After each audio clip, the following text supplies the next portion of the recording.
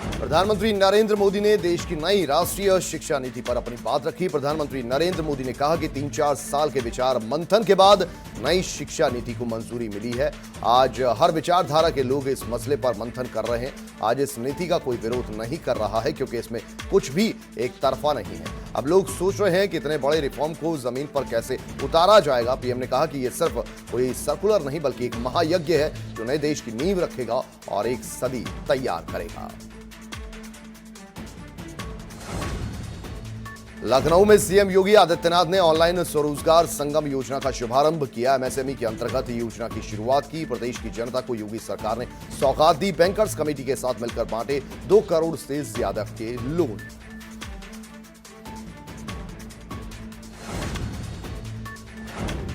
CM योगी corona के बढ़ते cases से खासे चिंतित हैं। पश्चिमी यूपी का वो ताबड़तोड़ दौरा करेंगे। आज शाम बरेली में अधिकारियों के साथ कोरोना को लेकर समीक्षा बैठक होगी। बरेली, नोएडा, सहारनपुर का दौरा करेंगे। 2 दिन में 3 जिलों का दौरा करेंगे सीएम योगी।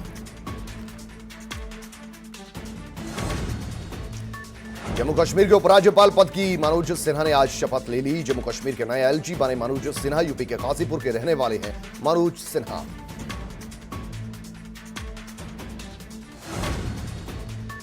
सुशांत सिंह राजपूत आत्महत्या मामले में आज मुंबई में ईडी के दफ्तर पहुंची रिया चक्रवर्ती। मनी लॉन्ड्रिंग केस में पूछताछ के लिए ईडी ने भेजा था समन।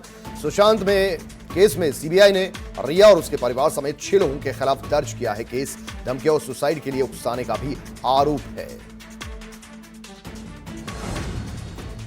इसके पहले ईडी ने रिया चक्रवर्ती की अपील खारिज कर दी। पेश होने के लिए रिया ने मांगा था और वक्त सुप्रीम कोर्ट में सुनवाई पूरी होने तक पूछताछ टालने की अपील की थी।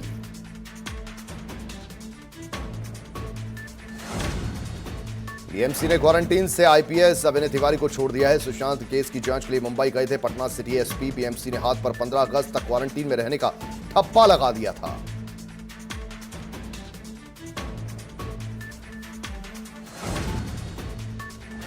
मायानगरी मुंबई एक बार फिर तेज बारिश का शिकार हुई। बुधवार से ही मुंबई में तेज बारिश के कारण जगह जगह पानी भर गया जिससे लोगों को काफी परेशानियां हुई। वहीं तेज बारिश के कारण हर मुंबई के हिस्से में पानी भर गया। वहीं सारा यातायात भी ठप होकर रह गया।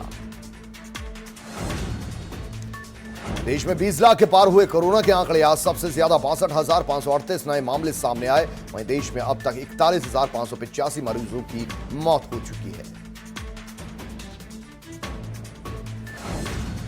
यूपी में गुरुवार को सबसे ज्यादा 4,685 नए मामले सामने आए। अब तक प्रदेश में 1,918 लोगों की मौत हुई और कोरोना के 43,654 फिलहाल एक्टिव केस हैं। लखनऊ में कोरोना का कहर जारी है। 24 घंटों में कोरोना के 664 नए मरीज सामने आए। वहीं 24 घंटों में लखनऊ में कोरोना से 7 लोगों की जान भी गई। राजधानी में कोरोना संक्रमित मरीजों की संख्या 11,171 हो गई है। वहीं कोरोना से अब तक 135 मरीजों की मौत हुई। लखनऊ में अभी एक्टिव केस की संख्या 5,035 है।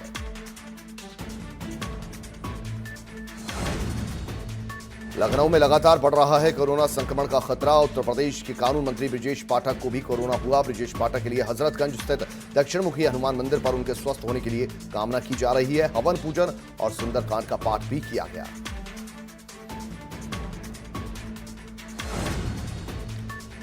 उत्तराखंड में लगातार कोरोना का ग्राफ बढ़ रहा है। प्रदेश में कोरोना मरीजों की संख्या 8,700 के पार पहुंच गई है। गुरुवार को 450 नए कोरोना संक्रमित मिले।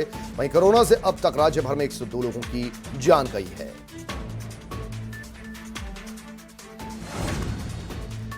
उत्तरकाशी में भारत चीन सीमा से लगी आईटीबीपी के जवानों तक पहुंचा कोरोना। 35 जवानों में हुई कोरोना की पुष्टि। अब तक कुल 50 जवानों में कोरोना पहुंच चुका है।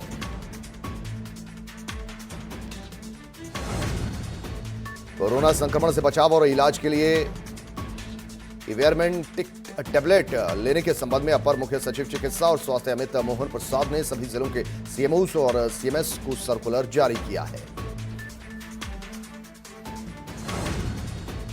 हल्द्वानी के सुशीला तिवारी अस्पताल में पिछले 24 घंटों से लापता हुए कोरोना संक्रमित मरीज की दरअसल लाश 24 घंटे बाद अस्पताल के शौचालय से बरामद हुई। क्योंकि पुलिस इधर उधर तलाश रही थी। इस घटना के बाद से यहां प्रशासन में हड़कंप मच गया है। तो वहीं अस्पताल प्रशासन की कार्यप्रणाली पर भी सवाल खड़े हो रहे हैं।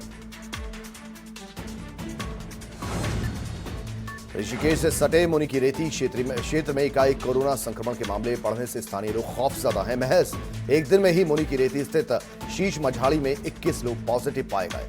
इसके साथ ही स्वास्थ्य विभाग की टीम क्षेत्र में रैपिड टेस्टिंग जारी रखे हुए है।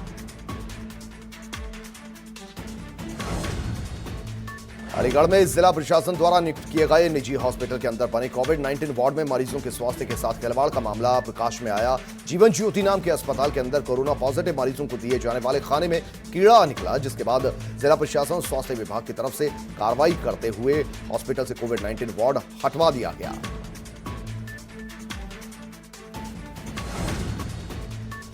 Army chief general MM Naravane ने राज्यपाल आनंदीबेन पटेल से मुलाकात की। आर्मी चीफ राजभवन जाकर राज्यपाल आनंदीबेन पटेल से मिले।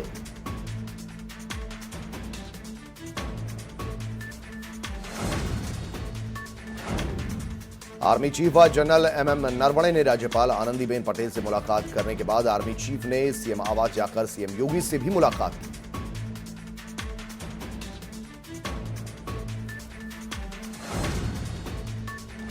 बिकरू कांड में एक और बड़ा खुलासा हुआ है। विकास के घर दबिश से पहले सीओ देवेंद्र ने एसपी ग्रामीण से बात की थी। सीओ और एसपी आरए बीके श्रीवास्तव के बीच बातचीत का ऑडियो वायरल हो रहा है। विनय तिवारी ने दबिश के लिए सीओ पर बनाया था दबाव। सीओ ने बातचीत के दौरान किए थे कई बड़े खुलासे।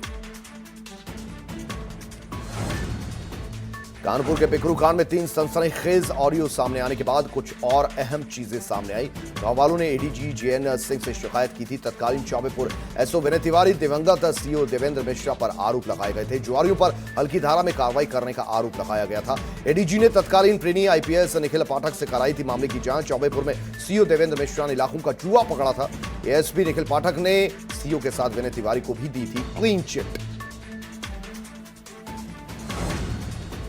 लखनऊ यात्रियों के लिए परिवहन निगम ने महत्वपूर्ण कदम उठाया है। यात्रियों के हित और सुरक्षित यात्रा को ध्यान में रखते हुए 10 अगस्त से बस स्टेशन पर कोरोना से बचने के लिए 6 रुपयों में कॉटन मास्क मिलेगा। अयोध्या रेलवे स्टेशन के विकास के लिए 104 करोड़ रुपए की राशि की मंजूरी दी गई है। रेलवे स्टेशन का विकास 2 चरणों में किया जाएगा। पहले चरण के तहत आधुनिक यात्री सुविधाओं के लिए काम शुरू हो चुका है। रेलवे स्टेशन में टिकट काउंटर संख्या बढ़ाई जाएंगी। वेटिंग रूम का भी विस्तार होगा। 3 waiting AC room, foot over bridge, food plaza और दुकानें भी होंगी। उत्तराखंड के मुख्य सचिव ओम प्रकाश ने सभी अधिकारियों को निर्देश दिया है कि सरकार के निर्देशों का सही से पालन हो और आदेश न मानने पर कार्रवाई के संकेत भी दिए हैं।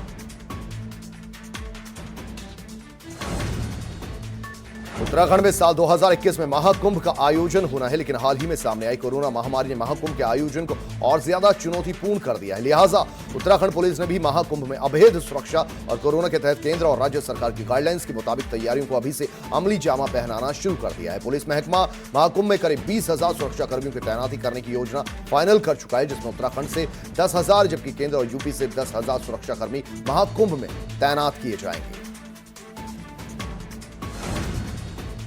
प्रदेश के मुख्य सचिव ओम प्रकाश ने कहा है कि केदारनाथ के लिए पहले फेज के कामों को 31 दिसंबर तक पूरा कर लिया जाएगा। उनका कहना है कि वहां तेजी से काम करने के निर्देश दिए गए हैं। वहां भारतीय वायुसेना के बड़े प्लेन उतर सकेंगे। साथ ही जीएमवीएन गेस्ट हाउस को हटा दिया जाएगा।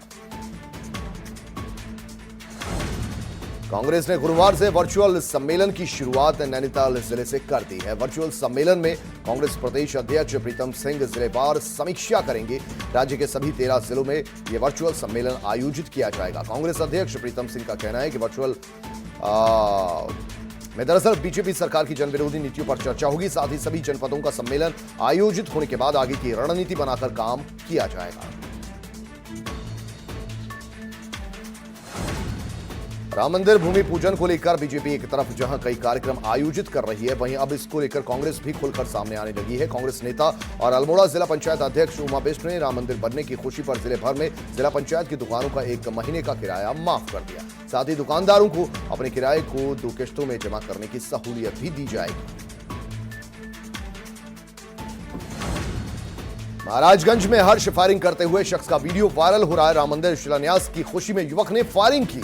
वीडियो वायरल होने के बाद पुलिस ने कार्रवाई करते हुए आरोपी रमेश मोदरवाल को आर्म्स एक्ट के तहत गिरफ्तार कर जेल भेज दिया है।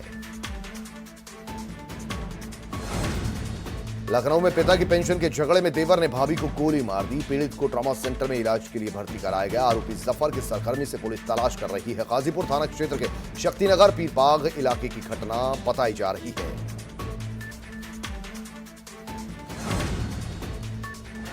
लखनऊ में ब्राह्मणों को रिझाने के लिए एसपी ने दांव खेलना शुरू कर दिया है। परशुराम की मूर्ति लगाएगी समाजवादी पार्टी। यूपी की सबसे ऊंची परशुराम की मूर्ति स्थापित करने का दावा। लखनऊ में लगाई जाएगी 108 फीट ऊंची परशुराम की मूर्ति। परशुराम चेतना पीठ ट्रस्ट के तहत मूर्ति स्थापित कराएगी एसपी।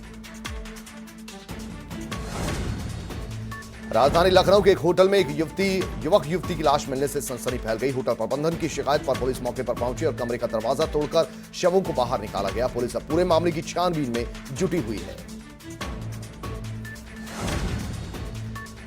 ग्रेटर नोएडा 2 अलग अलग थाना क्षेत्रों में अपराधियों और पुलिस के बीच मुठभेड़ हुई, जिसमें बादलपुर थाना पुलिस ने रंगदारी मांगने वाले बदमाश को गिरफ्तार कर लिया।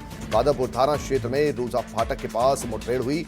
चारचा थाना क्षेत्र में भी मुठभेड़ हुई, जिसमें लूट करने वाला एक बदमाश, जिसको पुलिस ने गिरफ्तार कर लिया।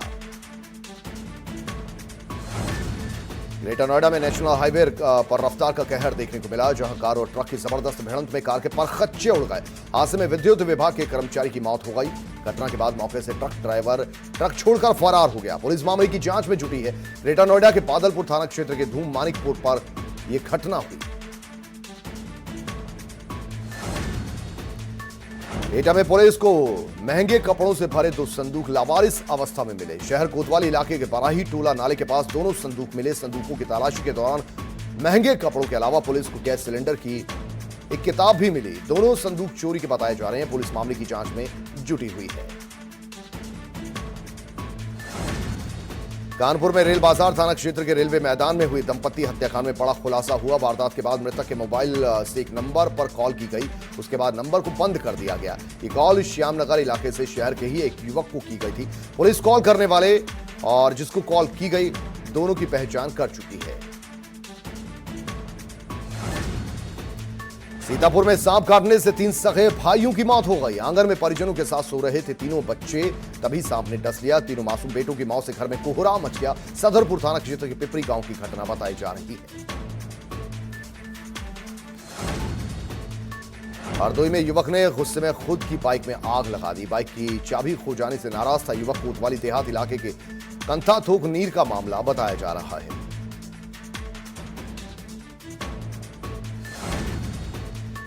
नोएडा के भिखारीपुर सकरौर बांध कटने के मामले में मंत्री अनिल राजभर बलदेव सिंह औलख ने बाढ़ क्षेत्र का हवाई सर्वेक्षण किया। उनके साथ प्रमुख सचिव सिंचाई टी वेंकटेश भी रहे। सीएम योगी के निर्देश पर बाढ़ प्रभावित इलाकों का हवाई सर्वेक्षण हुआ। विष्णुपुरा गांव के लोग बांध कटने के बाद पलायन को मजबूर हैं। आगरा में क्वारंटीन सेंटर की हैरान करने वाली तस्वीर वायरल हुई है। आगरा के हिंदुस्तान कॉलेज में बनाए गए क्वारंटीन सेंटर में गंदगी का अंबार लगा है। पीपी किट्स खुले में रूम के बाहर पड़ी हैं। क्वारंटीन हुए कोरोना मरीज ने गंदगी का मोबाइल से वीडियो बनाकर वायरल कर दिया है।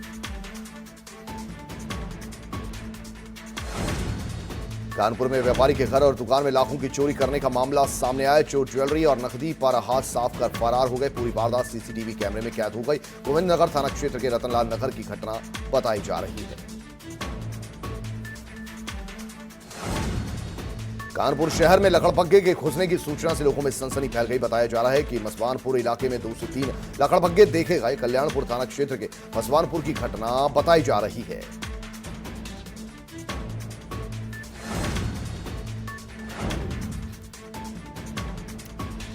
बागपत यहां पर आपको बता दें, गुराना रोड पर 2-3 दिन पहले नशे के धंधे का विरोध करने वालों पर कुछ लोगों ने हमला कर दिया, जिससे दहशत में आकर पीड़ित लोगों ने शहर से पलायन करने का मन बना लिया और अपने मकान पर यह मकान बिकाऊ लिख दिया।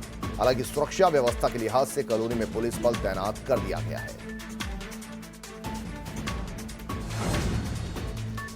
बाराबंकी में एक भतीजे का खौफनाक चेहरा सामने आया। भतीजे ने अपने बुजुर्ग चाचा की हत्या कर दी। भतीजे ने लाठी डंडों से पीट कर चाचा को मौत के घाट उतार दिया। पुलिस ने आरोपी भतीजे के खिलाफ मुकदमा दर्ज कर लिया है और कार्रवाई में जुटी है पुलिस। मेरठ डाक विभाग के रामायण प्रसंग से जुड़े डाक टिकट जारी किए गए और डाक टिकट को लेकर लोगों में उत्साह भी देखने को मिला। डाक विभाग ने 11 डाक टिकट जारी किए हैं। उत्तराखंड में भारी बारिश का ऑरेंज अलर्ट जारी किया गया। आज से 9 अगस्त तक भारी बारिश की चेतावनी जारी की गई। 6 जिलों में भारी बारिश की चेतावनी है और देहरादून, पिथौरागढ़, बागेश्वर में भी भारी बारिश होने की संभावना है।